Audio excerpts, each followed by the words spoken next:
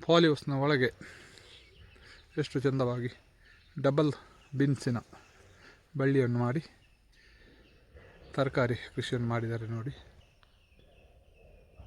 ಮೇಲೆಲ್ಲ ಪಾಲಿಹೌಸ್ ಮಾಡಿ ಅದರ ಒಳಗೆ ಬೆಳೆಯುವಂಥ ಈ ಒಂದು ಪದ್ಧತಿಯಲ್ಲಿ ಇವರು ಮಾಡಿದ್ದಾರೆ.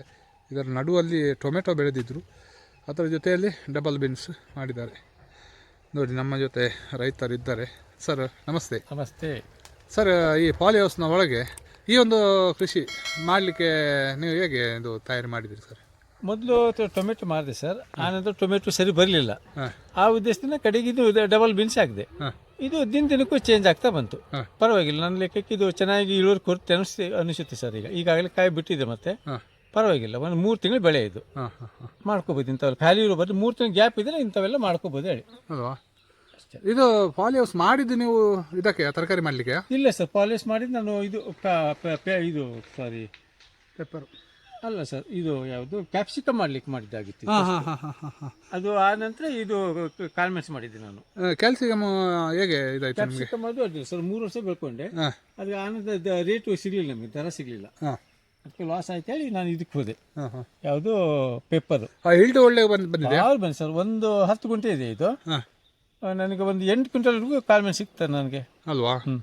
8 ಕ್ವಿಂಟಲ್. ನೀವು ಸಾಧಾರಣ ಈ ಪಾಲಿಹೌಸ್ಗೆ ಸಾಧಾರಣ ಒಂದು ದೊಡ್ಡ ಮಟ್ಟದ ಒಂದು 10 ಲಕ್ಷ ಮೇಲೆ ನೀವು ಇನ್ವೆಸ್ಟ್ 10 ಲಕ್ಷ ಆಯ್ತು ಸರ್, 10.5 ಲಕ್ಷ. ಇದಕ್ಕೆ ನಮಗೆ ಸಬ್ಸಿಡಿನೂ ಸಿಕ್ತು. ಒಂದು ಎಷ್ಟು ಅಂದರೆ 5.5 ಲಕ್ಷ ಸಬ್ಸಿಡಿ ಸಿಕ್ತು. 5.5-6 ಲಕ್ಷ ಸಬ್ಸಿಡಿ ಸಿಕ್ತು ನನಗೆ. ಅದು ಹಣ ಈಗ ನಿಮ್ಮ ಕ್ಯಾಲ್ಸಿಯಂ ಇದರಲ್ಲಿ ಬಂತ ಮೆಣಸಲ್ಲಿ? 1 ವರ್ಷಕ್ಕೆ ಬಂತು ಸರ್ ಅದು. ಇದು 6.5 ಲಕ್ಷ ರೂಪಾಯಿ ಅಂದರೆ ಎರಡನೇ ವರ್ಷಕ್ಕೆ ಕ್ಲಿಯರ್ ಆಯ್ತು ನನಗೆ.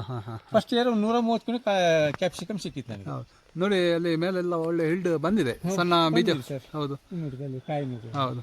ಅದಲ್ಲದೆ ಇದಕ್ಕೆ ಡಬಲ್ ಬಿನ್ಸ್ಗೆ ತುಂಬಾ ರೇಟ್ ಇದೆ ಅಲ್ವಾ? ಇದೆ. ಒಂದು ಕಡಿಮೆ ಖರ್ಚು ಭಾಳ ಕಡಿಮೆ ಇದಕ್ಕೆ.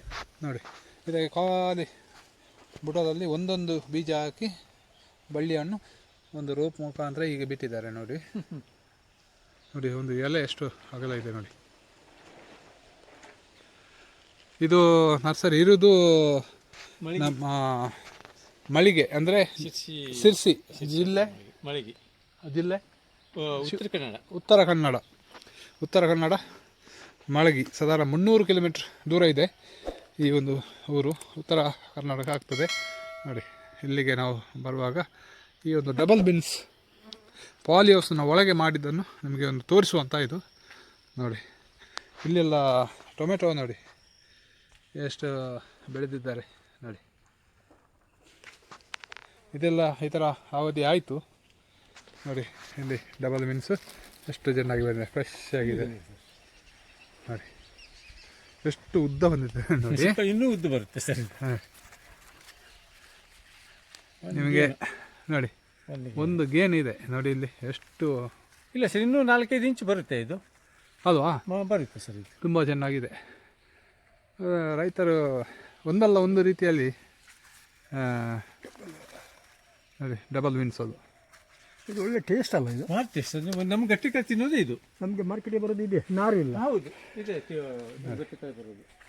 ಅದರ ನಡುವಲ್ಲಿ ಟೊಮೆಟೊ ನೋಡಿ ಎಷ್ಟೊಂದು ಚೆನ್ನಾಗಿದೆ ನೋಡಿ ವೀಕ್ಷಕರೇ. ನೋಡಿ ಎಷ್ಟು ತಾಜಾ ಇದೆ ನೋಡಿ. ಅಂದರೆ ಇದು ಪಾಲಿಹೌಸ್ನ ಒಳಗೆ ಬಂದ್ ಮಾಡಿ ಅದರ ಒಳಗೆ ಬೆಳೆದಂಥ ತರಕಾರಿ ನೋಡಿ. ಅಷ್ಟು ಇಂಥ ಒಂದು ಎಷ್ಟು ಕಷ್ಟಪಟ್ಟು ಬೆಳೆದಿದ್ದರಿಂದ ಅದಕ್ಕೆ ಅಷ್ಟು ರೇಟು ಇರ್ತದೆ. ಯಾಕಂದರೆ ಹೇಳ್ತಾರೆ, ನಾವು ಹೇಳ್ತೇವೆ 60 ರೂಪಾಯಿ 100 ರೂಪಾಯಿ ಅಂತ. ನೋಡಿ ಇದಕ್ಕೆ ಎಷ್ಟು ಇವರು ಇನ್ವೆಸ್ಟ್ ಮಾಡ್ತಾರೆ, ಅದರಿಂದ ಇಷ್ಟು ರೇಟು ಇರ್ತದೆ. ಲೋಕಲ್ ಎಲ್ಲ ಕಳಿಸಿರ್ತಾವೆ ನೋಡಿ ವೀಕ್ಷಕರೇ. ಇವರು ಕಾಯಿ ಮೆಣಸು ಸಹ ಇದರೊಳಗೆ ಬೆಳೆದಿದ್ದಾರೆ. ಸರ್, ಇದು ಯಾವುದು ತಳಿ ಸರ್? ನೋಡಿ, ಲೋಕಲ್ ತಳಿ ಸರ್ ಇದು. ಹೌದಾ? ನೋಡಿ ಎಷ್ಟು ತುಂಬ. ಇದು ಬೇರೆ ವೆರೈಟಿ ಅಲ್ವಾ ಸರ್? ಇದು ಬೇರೆ ವೆರೈಟಿ. ಇದು ನೋಡಿ, ಇದು ದಪ್ಪ ಇದು ಮಿರ್ಚಿ ಮಾಡ್ತಾರಲ್ಲ ಸರ್, ಇಷ್ಟು.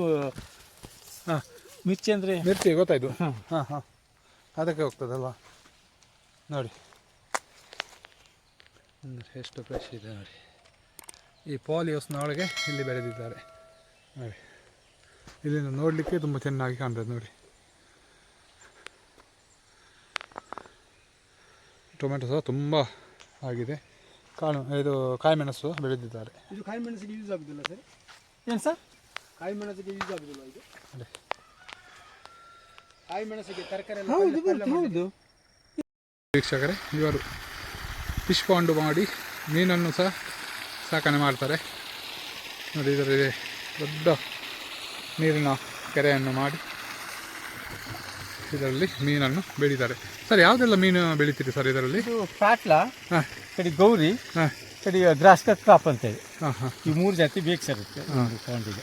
ಎಷ್ಟು ಮೀನು ಹಾಕಿದ್ದೀರಿ ಇದರಲ್ಲಿ? 10,000 ಬಿಟ್ಟಿದ್ದೇನೆ ಸರ್. ಹಾಂ, ಈಗ ಹೆಚ್ಚು ಕಮ್ಮಿ 1.5-2 kg ಬಂದಿದ್ದಾವೆ ಸರ್ ಈಗ. ಒಂದೊಂದು ಮೀನು? ಹೌದು, 1.5-2 kg ವರೆಗೂ ಬಂದಿದ್ದಾವೆ. ಹಾಂ. ಅದು ಹೇಗೆ ಕೆ ಜಿ ಎಲ್ಲ? ಅದು ಕೆಜಿಗೆ ನಾವು ಇಲ್ಲೇ ಅವರೇ ಒಯ್ತಾರೆ ಹಿಡ್ಕೊಂಡು, 110 ರೂಪಾಯಿ kg. ಇಲ್ಲಿ ನಿಮಗೆ ಕೊಡ್ತಾರೆ? ಹೌದು ಹೌದು. ಈಗ 10,000 ಮೀನದು ಎಷ್ಟು ಕೆ ಜಿ ಆಗ್ಬೋದು? ಕೆಜಿ ಹೆಚ್ಚು ಕಮ್ಮಿ ನಮಗೆ ಸರಾಸರಿ ಒಂದು ಮೀನಿಗೆ 200 ಹಿಡಿದ್ರು ಸುಮಾರು ಲಾಭ ಇದೆ ಸರ್. ಅಲ್ವಾ? ಒಂದು 8-10 ಲಕ್ಷ ರೂಪಾಯಿ ಆರಾಮ ಇನ್ಕಮ್ ಉಂಟು ನಮಗೆ. ಅಲ್ವಾ? ಹೌದು ಸರ್. ನೋಡಿ, ಇದು ನ್ಯಾಚುರಲ್ ಆಗಿ ಮಾಡಿದ್ದೀರಿ ಅಲ್ವಾ? ಸರ್, ನೋಡಿ ವೀಕ್ಷಕರೇ, ಜಮೀನು ನೀರು ಶೇಖರಣೆ ಆಯಿತು, ಬೇಕಷ್ಟು ನೀರು. ಹೌದು. ಕೊರತೆ ಆಗಲ್ಲ ನೀರಿಂದ. ಇದೆಷ್ಟು ಆಳ ಉಂಟು ಈಗ? ಇದು 8 ಫೂಟ್ ಇದೆ ಸರ್ ನೀರು. ಈಗ 8 ಫೀಟ್ ಉಂಟಲ್ಲ? ಒಟ್ಟು 10 ಫೂಟ್ ಇದೆ. ಹಾಂ ಹಾಂ ಹಾಂ. ನೋಡಿ, ಒಳ್ಳೆಯ ಒಂದು ಕೃಷಿ ಮಾಡಿದ್ದಾರೆ. ಯಾಕಂತ ಹೇಳಿದ್ರೆ ಇದಕ್ಕೆ ನಿಮಗೆ ಬೇರೆ ಪ್ರಾಣಿದ್ದೇನು ಇದಕ್ಕಿಲ್ಲ ಪ್ರಾಬ್ಲಮ್ ಇಲ್ಲ ಉಪದ್ರ ಸರ್, ಇಲ್ಲ ಇಲ್ಲ. ಅಲ್ಲ? ಯಾಕಂದ್ರೆ ಕಾಗೆಗಳು, ಅದೇ ಕಾಗೆ ಎಲ್ಲ ಬರ್ತವೆ. ಇನ್ನು ಸಣ್ಣ ಇರ್ಬೇಕಾದ್ರೆ ಬರ್ತವೆ ಮೀನು, ಆನಂತರ ಬರೋಲ್ಲ ಸರ್ ಇದಕ್ಕೆ. ದೊಡ್ಡದು ಮತ್ತೆ ನಿಮ್ಮಲ್ಲಿ ಹಂಗೆ ನೀರು ನಾಯಿ ಅವು ಎಲ್ಲ ಇಲ್ಲ. ಹಾಂ, ಈ ದೊಡ್ಡ ಮೀನಾದಂತ ಬಂದರೆ ಅದನ್ನೇ ಬಿಡುವುದಿಲ್ಲ. ಯಾವುದು ಸಿಗಲ್ಲ. ಹಾಂ ಹಾಂ ಹಾಂ. Okay okay. ಸಣ್ಣ ಇರ್ಬೇಕಾದ್ರೆ ಮೀನು ಕೆಲವೊಂದು ಹಾವುಗಳು ತಿಂತವೆ, ಕೆಲವೊಂದು ಹದ್ದು. ಈ ದೊಡ್ಡ ಆದ್ರೆ ಸಿಗುವುದಿಲ್ಲ ಅವಕ್ಕೆ. ಅವಾಗ ನಾವು ವಾಚ್ ಮಾಡ್ತೇವೆ ಸರ್, 1 ತಿಂಗಳು ಹಾಂ ಹಾಂ. ಕಾಯ್ತೀವಿ. Okay okay. ನೋಡಿ, ಒಳ್ಳೆಯ ಒಂದು ಕೃಷಿ ಮಾಡಿದ್ದೀರಿ. ಎಲ್ಲ ಮಿಕ್ಸ್ ಆಗಿ ಎಲ್ಲ ಮಾಡ್ತಾಯಿದ್ದೀರಿ. ಏನಾಗಲಿ ಸರ್, ನಿಮ್ಮ ಹೆಸರು ಅಂತ ಹೇಳಿದ್ರಿ? ತಿಮ್ಮಣ್ಣ ಭೋವಿ. ಹಾಂ, ತಿಮ್ಮಣ್ಣ ಭೋವಿ ನಮ್ಮ ಜೊತೆ ಇದ್ದಾರೆ. ಖಂಡಿತ ಈ ಒಂದು ಮಾಹಿತಿ ನಿಮಗೆ ಇಷ್ಟ ಆಯಿತು ಅಂತ ಭಾವಿಸ್ತಾನೆ. ಎಲ್ಲರಿಗೂ